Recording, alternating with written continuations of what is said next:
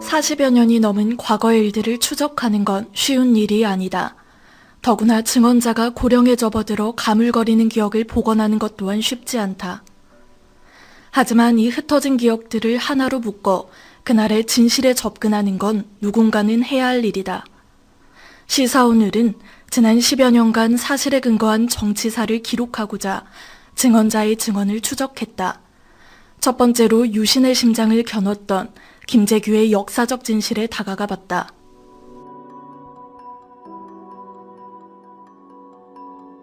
(1979년 10월 26일) 밤 박정희 대통령과 차지철 경호실장, 김계원 비서실장, 그리고 김재규 중앙정보부장 등은 궁정동 안가에서 만찬을 즐기고 있었다. 저녁 6시 50분경 대중가수인 심수봉과 여대생인 신양이 술자리에 들어갔다. 저녁 7시 뉴스에서 삽교천 방조제 준공식이 방영됐다.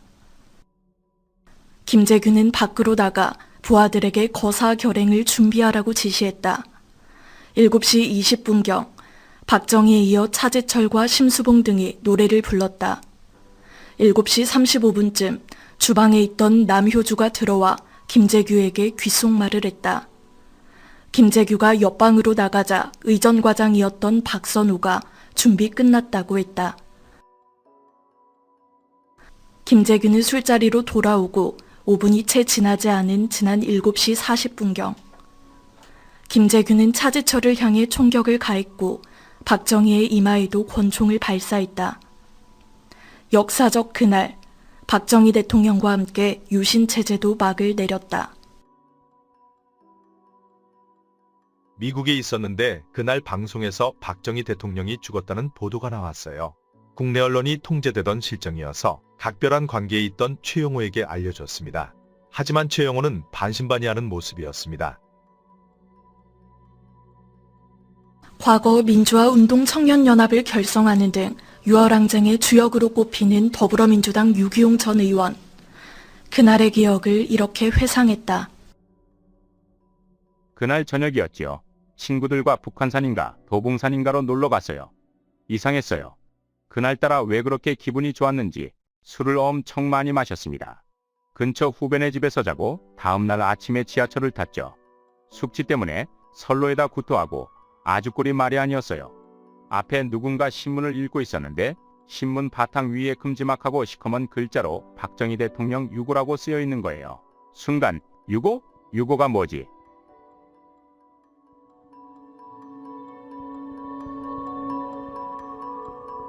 방아쇠를 당긴다고 해서 총알이 바로 발사되는 것은 아니다. 대개 총포에 탄약을 재어 넣는 장전 단계를 거쳐야만 총은 온전하게 격박될 수 있다. 마찬가지로 부마항쟁이 당긴 유신의 종말 방아쇠는 그 이전에 장전 과정이 있었기 때문에 유신의 심장을 저격할 수 있었다. 1979년 5월 30일 신민당 전당대회에서 YS의 역전승에 유신 정권 몰락을 부추기는 장전의 역할을 했다. 신민당 전당대회는 이철승과 YS의 싸움이었다. 다만 이철승 쪽의 세력이 명확하게 더 컸다. YS는 1975년 박정희와의 1:1 영수회담 이후 사이비 야당이라는 비판을 받고 그의 최측근이었던 조윤영이 떨어져 나가는 등 불리한 상황이었다. 반면 이철승은 YS 낙선 공작을 벌인 유신 정권 측면 지원 등을 통해 1976년 전당대회에서 대표 최고위원으로 당선되면서 세를 넓힌 모양새였다. 게다가 전당대회를 이틀 앞둔 28일 고흥문, 이충환, 유치송 등 유력 정치인들이 이철승 지지를 선언하면서 그의 당선은 유력한 듯 보였다. 이 같은 분위기 속에 전당대회를 하루 앞둔 29일 이철승은 하늘관에서 이철승 추대 대연합의 밤 행사를, YS는 아서원에서 민권의 밤 행사를 열었다. 그런데 이때 아서원에서 믿을 수 없는 일이 일어났다. 가택연금 중이었던 김대중이 깜짝 등장해 YS 지지를 표명했다. 여기에 이기태까지 YS를 지지하게 되면서 대역전극의 드라마가 펼쳐졌다. YS는 이철승을 꺾고 신민당 총재가 됐다. 신민당 당수가 된 김영삼은 강경한 대여 투쟁에 나섰다. 신민당 당사를 찾아온 YH 여공들을 보호하며 경찰 병력과 맞섰고 경찰 연행 과정에서 YH 여공 김경숙이 사망하자 원내 철야 농성을 진두지휘했다. YS 행보에 참을 수 없었던 박정희는 끝내 그의 정계 축출을 시도했다. YS와 경쟁했던 이철승계 인물들을 모아 전당대회 결과 무효 소송을 제소했고 법원은 YS 총재직을 강제로 박탈하기에 이르렀다. 정권은 더 나아가 YS가 뉴욕타임스와의 인터뷰에서 미국은 박정희에 대한 지지를 끊어야 한다고 한 발언을 사대주의라고 문제 삼아 10월 4일 그의 국회의원직까지 박탈했다. 하지만 김영삼은 꺾이지 않았다. 이 암묵적인 정치, 살인 정치를 감행하는 이 정권은 필연코 머지않아서 반드시 쓰러질 겁니다. 쓰러지는 방법도 무참히 쓰러질 것이다 하는 것을 예언합니다. 이에 억눌려왔던 국민의 불만이 폭발했다. 불꽃처럼 터진 YS의 정치 기반이었던 부산과 마산 창원 등지에서 벌어진 유신 반대 시위. 이는 후에 유신 체제의 종말을 초래한 부마 항쟁으로 명명된다. 결국 김영삼 제명 사건은 부마 항쟁을 촉발시켰고 이것이 유신 종말의 계기가 됐다. 1979년 5월 30일 전당대회 이래 YH 사건 가처분, 뉴욕타임스 파문, 부마 사태로 이어진 5개월간의 대치정국은 신민당 김영삼의 선명 노선과 박정희 정권 타도 항쟁이 주도한 결과 유신체제의 붕괴를 가져왔다고 봅니다.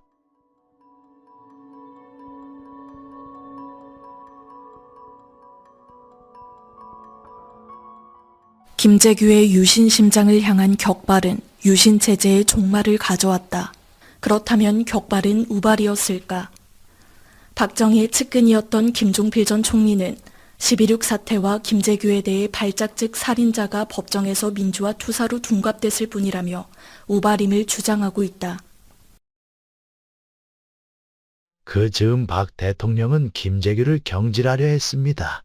김영삼과 신민당에 대한 정보부의 정치 공작이 계속 실패했기 때문이에요. 김재규도 그런 공기를 눈치챘습니다.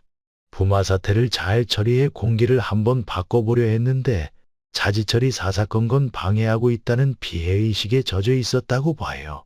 김재규는 살인망동 한 달여 뒤 자기가 무슨 한국의 민주주의 회복을 위해 처음부터 계획적인 혁명을 일으켰다고 주장했는데 주변 사람들이 부추기는 바람에 스스로 속아 꾸민 얘기일 뿐입니다.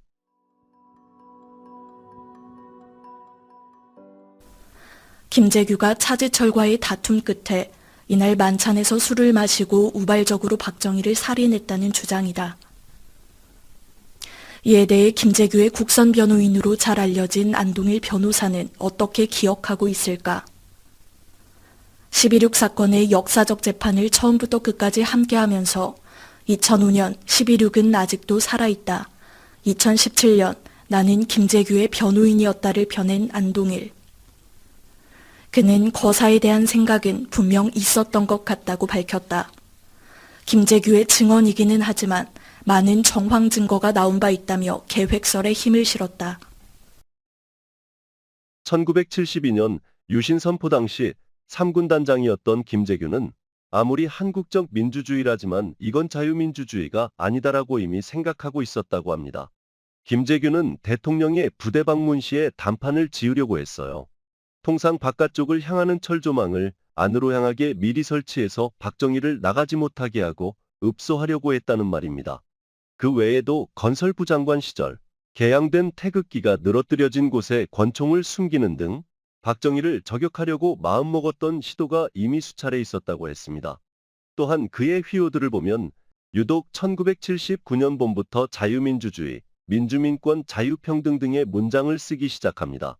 이를 통해 변호인들이 12.6이 김재규가 가진 민주주의의 신념에 의한 행동이었다고 판단한 것이지요.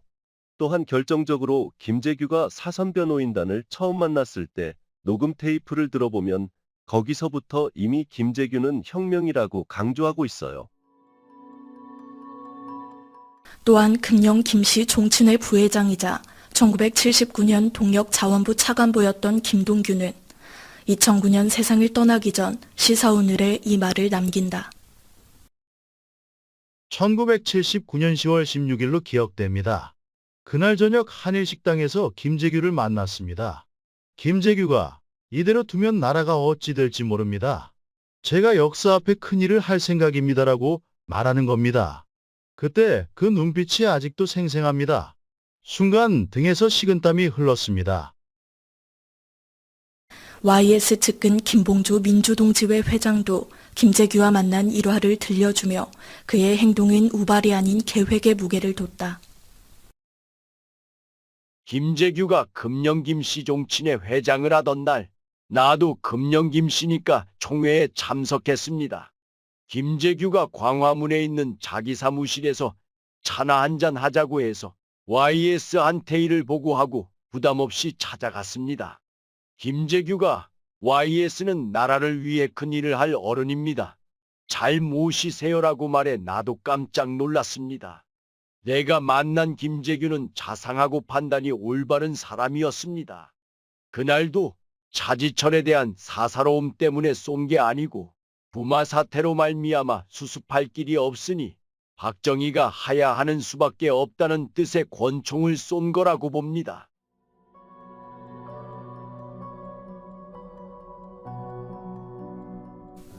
고 김동규 전 의원을 비롯한 안동일 변호사와 김봉조 동지회장 등이 들려준 이야기의 요지는 김재규가 단순 우발적 감정으로 박정희를 살인한 것이 아니라는 주장이다.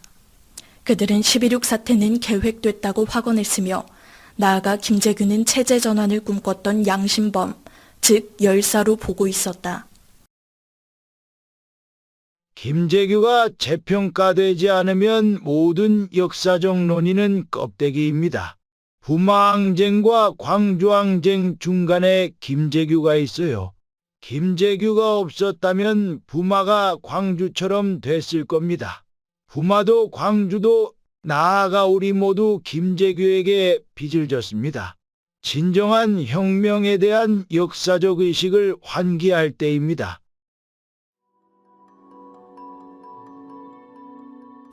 물론 반론도 전해진다. JP 회고록 집필에 참여한 전영기 시사저널 편집인은 자신이 들은 정황적 근거를 토대로 김재규는 혁명가가 아닌 암살범에 지나지 않는다고 단언했다. 김재규는 암살범이죠. JP는 정확한 정보를 가지고 있었다고 봐요. 이런 말해도 될지 모르지만 JP는 김재규가 옛날 사람들이 쓰던 말로 간질 같은 게 있다는 것을 알았어요. 발작이 벌어지면 아무도 못 말렸다고 해요. 그것을 알면서도 박정희가 기용한 거죠. 그리고 김재규는 어떤 인간적인 고뇌가 있었냐면 김영옥 죽음과 관련된 게 있었어요. 남은 쟁점은 김재규한테 박정희가 시켰을까인데 그건 아직 빈 공간으로 남아있어요. 김재규로서는 직접 집행한 자로서 갖는 인간적 고통, 발작증을 둘러싼 육체적 불안, 대통령과 차지철로부터 받았을 스트레스 등 이런 게 복합돼 12.6 당일 폭발했다고 봐요.